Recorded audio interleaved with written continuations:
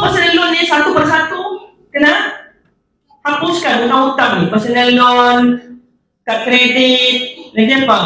Hutang along, hutang dengan saudara mara. So dalam hutang lah, Shopee Pay Later, lagi apa ni? Kowe apa semua tu lah, satu persatu kena hapuskan hutang-hutang, especially hutang yang banyak makan kita punya duit. Kad kredit lah, pasal point, okay?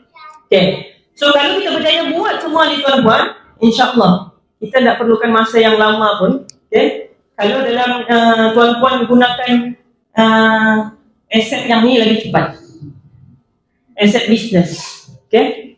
So saya mau ambil kesempatan sikit lagi dalam 15 minit insyaAllah mau cerita kenapa kita dalam banyak-banyak aset yang kita bina aset ni kan, kita kena bina aset business. Senang saya jawab pada tuan-tuan. Nabi cakap 9/10 kekayaan datang daripada business. Kita mau kaya kan? Jadi kenapa kita nak bina business? Sedangkan 90% dari kekayaan tu datang daripada business. Okay? Tapi business pula kena pilih business yang betul, business yang mudah. Kalau kita salah masuk bisnes, boleh sampai depression. Ada cerita ya, saya nak cerita. Okay? So, dalam banyak-banyak bisnes, saya sudah join lebih 10 bisnes.